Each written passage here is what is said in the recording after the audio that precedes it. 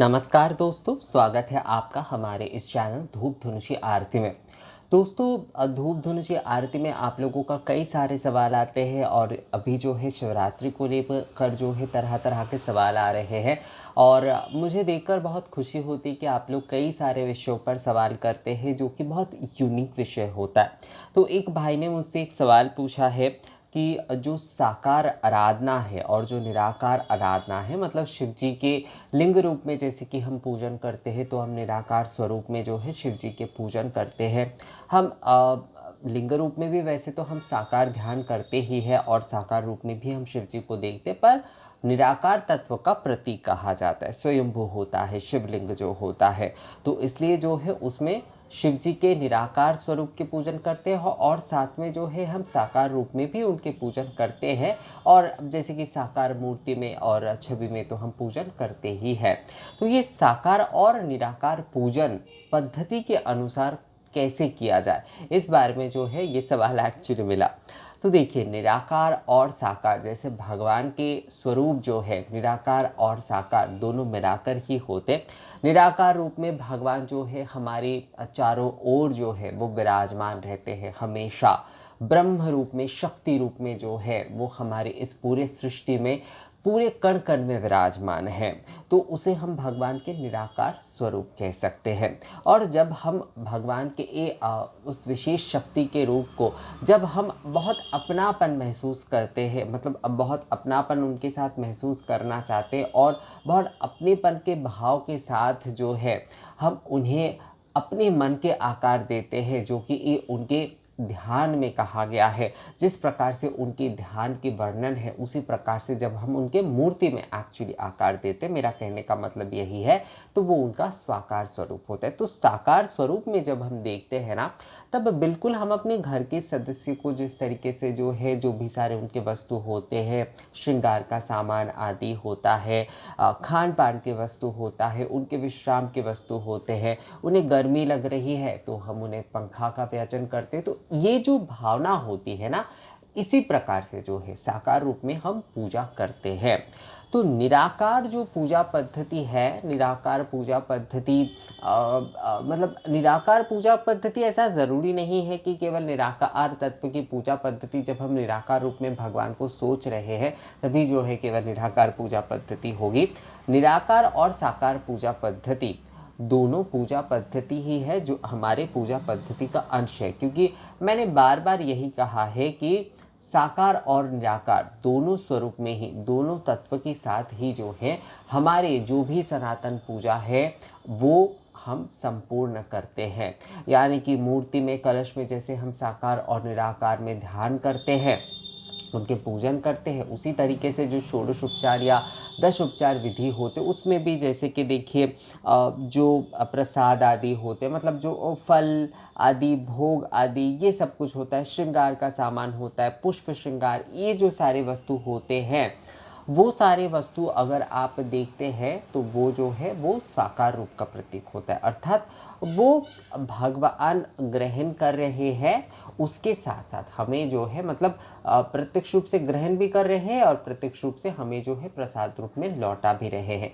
कुछ जो वस्तु है जो कि पूरे प्रत्यक्ष रूप से जो है वो ग्रहण ही कर रहे हैं, जैसे कि धूप हो गए, दीप हो गए, जल हो गए, ये जो सारे वस्तु है, चंदन भी एक प्रकार से जो है वो भगवान प्रत्यक्ष रूप से पूर्ण ग्रहण ही करते। तो ये जो सारे वस्तु हो गए, खासकर गंधे द्रव्य को कहा जाता है, अर्थात उसमें चंदन हो गया, उसमें जो है धूप आदि हो गया, जो घी के दीपक हो गए, ये जो सारे वस्तु है, पुष्प की सुगंध भी भगवान वैसे ग्रहण करते हैं, पर मैं कह रहा हूँ जो प्रत्यक्ष रूप से वो ग्रहण कर ही रहे हैं संपूर्णता। धूप दीप, ये जो अग्नि तत्व वायु तत्व के माध्यम से जो है वो ये भी एक प्रकार से नैवेद्य ही तो ग्रहण कर रहे हैं। तो निराकार तत्व के रूप में जो है वो इन सारी वस्तुओं को ग्रहण कर रही है और साकार तत्व के रूप में भी जो है वो कुछ वस्तुओं का ग्रहण कर रहे हैं। तो हमारी पूजा पद्धति जो है उसमें ही निराकार और साकार दोनों तत्व ही जो है इसलिए विद्यमान है। हम चाहे शिव जी के लिंग रूप में पूजा करें, उनकी छवि में पूजन करें, उसमें या फिर उनके जो है माता पार्वती के साथ मूर्ति में ही पूजन करें। हर जगह पर आप देखिए, अगर हम मूर्ति में पूजन कर रहे हैं तो वहाँ पर हम कलश स्थापना तो कर ही रहे हैं। फोटो में भी जैसे कि कलश रख रहे हैं, शिवलिंग जो होता है वो तो स्वयंभू होता है, तो वहाँ पर कलश की अलग से ज़रूरत नहीं होती है। पर अगर हम कलश नहीं भी रख रहे हैं, मतलब शिव जी के अगर हम फोटो में पूजन कर रहे हैं या मूर्ति में पूजन में अगर हम कलश नहीं भी रख रहे हैं, तो भी जो देखिए पूजा की जो वो हमारे पद्धति है, पूजा के हमारे जो द्रव्य हैं, उसमें भी ये निराकार तत्व कहीं ना कहीं जगह पर छुपे हुए हैं। मतलब मिले हुए हैं, छुपे हुए शब्द यहाँ पर सही नहीं है, मतलब वो मिले हुए हैं, क्योंकि धूप के बिना, दीप के बिना तो पूजन संपूर्ण ही नहीं होगा। कम से कम केवल आरती करके, आरती को ही संपूर्ण पूजन कहा गया है बहुत सारी जगह पर शास्त्रों में, तो कम से कम आरती करने के लिए भी हमें धूप दीप की ज़रूरत है। तो धूप दीप जो है वो निराकार तत्व है, भगवान की निराकार तत्व जो है उनके निराकार पूजा, निराकार स्वरूप पूजा पद्धति में ही, निराकार द्रव्य स्वरूप जो है पूजा पद्धति में भी जो है हम देख पा रहे हैं धूप दीप के रूप में, और उसके साथ साथ साकार रूप में भी, क्योंकि हम उनके पूजन कर रहे हैं तो साकार वस्तुओं पे अब भी देख रहे हैं, जैसे श्रृंगार का सामान आदि, ये जो सारे विषय हैं। तो ये बहुत सिंपल है दोस्तों, थोड़ा सा बस यहाँ पर ना हमें बस समझदारी का अप्लाई करना पड़ता है कि भगवान की निराकार और साकार पूजा पद्धति असल में क्या है। तो साकार और निराकार दोनों विषय मिलाकर ही जो है ना भगवान की पूजन संपूर्ण होता है। हमारे कई लोग ये कहते हैं कि जो सनातनी यानी कि हिंदू जो होते हैं वो मूर्ति के पूजन करते हैं केवल जो है, उन्हें तो वो दूसरे चीज़ों का, कोई दूसरे तत्वों का ज्ञान ही नहीं होता है। तो कितना कम जानते हैं वो हिंदू यानी कि सनातन पूजा पद्धति के विषय में। सनातन पूजा में हमेशा से ही जो है साकार और निराकार दोनों तत्व को ही महत्व दिया गया है। चाहे मूर्ति में हो, कलश में, कई जगह पर तो केवल कलश में ही पूजन होता है, पर वहाँ पर भी जो है आप अपनी मन ही मन जो है साकार विग्रह की कल्पना करते हुए उनके सारे सेवा पूजन आदि कर रहे हैं। तो साकार और निराकार दोनों के मिलित रूप ही जो है सनातन पूजा पद्धति को पूर्ण करता है। शिव जी के पूजन भी जो है बिल्कुल उसी प्रकार से जो है उनके षोडशोपचार विधि में, जैसे कि धूप दीप ये आदि जो है वो निराकार तत्व के द्रव्य है। जो उनके भोजन आदि, श्रृंगार आदि, ये जो सारी सामग्री है वो जो है वो साकार तत्व के द्रव्य के प्रतीक है। तो यही सारे विषय है दोस्तों, थोड़ा बहुत हमें बस समझने की ही ज़रूरत है। थोड़ा सा हम अगर जो है ना अपनी सोच विचार को थोड़ा गहराई में लेकर जाएंगे तो वो हम बहुत आसानी से समझ सकते हैं। बस ध्यान आप यही रखिएगा, भगवान के किसी भी स्वरूप, भगवान शिव के लिंग, जो एक सवाल जैसे ये भी आया था कि भगवान शिव के जो हम लिंग स्वरूप हैं वो अगर निराकार रूप में हम पूजन करते हैं तो उसमें हम मतलब शिव पार्वती की ध्यान करके भी तो हम पूजन करते हैं, तो उसमें तो साकार स्वरूप में भी हम उनकी कल्पना कर रहे हैं। तो बिल्कुल बिल्कुल इसमें किसी भी प्रकार की कोई समस्या नहीं है। लिंग रूप में आप जो है निराकार तत्व, निराकार रूप की वो प्रतीक है, पर निराकार और साकार दोनों रूप में ही जो है वहाँ पर पूजन हो ही सकता है। जैसे अगर एक उदाहरण के तौर पर कहा जाए कि जो महाकालेश्वर मंदिर है, महाकालेश्वर मंदिर में अगर भस्म आरती की विधि देखें तो वो संपूर्ण रूप से निराकार पूजा पद्धति का एक अंश है। तो भगवान शिव के उस शिवलिंग के निराकार रूप की जो है उस समय संपूर्ण एक उसी तत्व के हिसाब से जो है अर्चन किए जा रहे हैं, और उसके बाद जो है फिर से, मतलब भस्म आरती के बाद जो है बाबा का श्रृंगार आदि कार्य होता है, और पुष्प से बहुत ही सुंदर तरीके से जो है उन्हें श्रृंगार दिए जाते हैं, उन्हें चांदी के जो है मुकुट आदि भी पहनाए जाते हैं। तो वो इसलिए कहा जाता है महाकालेश्वर की भस्म आरती में वो शिव रहते हैं और धीरे धीरे श्रृंगार के साथ जो है वो शंकर हो जाते हैं। तो लिंग स्वरूप में लिंग निराकार तत्व की प्रतीक अवश्य है, पर उसमें साकार तत्व के रूप में, साकार रूप में भगवान शिव को हम नहीं देख सकते, ऐसा कोई विषय नहीं है दोस्तों।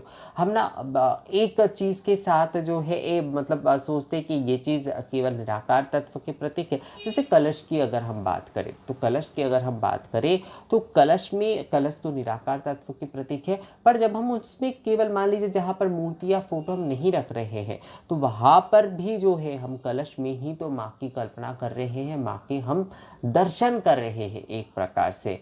तो कलश में भी जो है साकार भावना संपूर्ण रूप से विद्यमान है, जबकि वो निराकार तत्व की प्रतीक है। तो शिवलिंग में भी जो है साकार और निराकार दोनों तत्व ही विद्यमान है। वो प्रतीक निराकार रूप के जरूर है, पर उसमें हम साकार रूप से मतलब शिव से हम शंकर रूप तक जो है उनके दर्शन नहीं कर पाएंगे, ऐसा बिल्कुल नहीं, बल्कि हमें ऐसा ही करना चाहिए। हमें जो है भगवान शिव से लेकर शंकर तक की एक पूजन और उनके उसी भावना को जो है अपने मन में हमेशा बैठाना चाहिए दोस्तों। यही जो है साकार और निराकार के विषय है।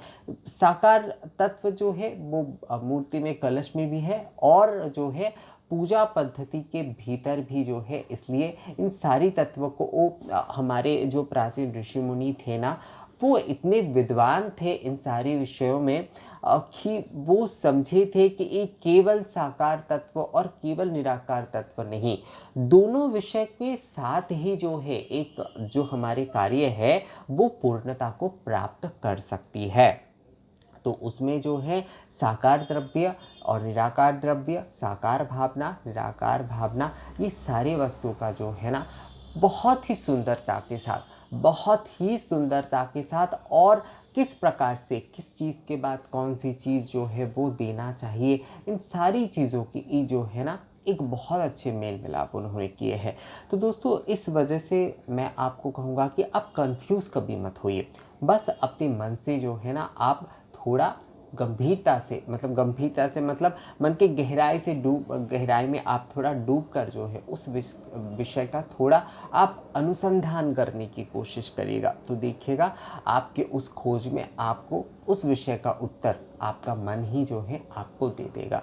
तो मुझे लगता है शिव जी के निराकार और साकार तत्व यानी कि उनके साकार और निराकार प्रतीक, उनके रूप और पूजा पद्धति के विषय में जो भी सवाल आप लोगों के मन में था उसका जवाब आप लोगों को मिल गया है। और ऐसे विषय ना एक सिर्फ वीडियो से बहुत कुछ समझ में आ जाता है या फिर मैंने यहाँ पर थोड़े बहुत आलोचना कर ली तो इससे जो है ये विषय संपूर्ण हो गया और संपूर्ण जानकारी मैं दे पा रहा हूँ, तो ऐसा नहीं है। इसके बारे में कई और चर्चा चलती रहेगी शायद।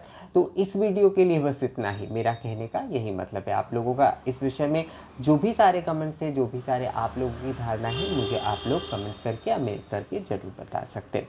मिलेंगे आपसे अगली वीडियो में नए जानकारी के साथ, तब तक के लिए नमस्कार।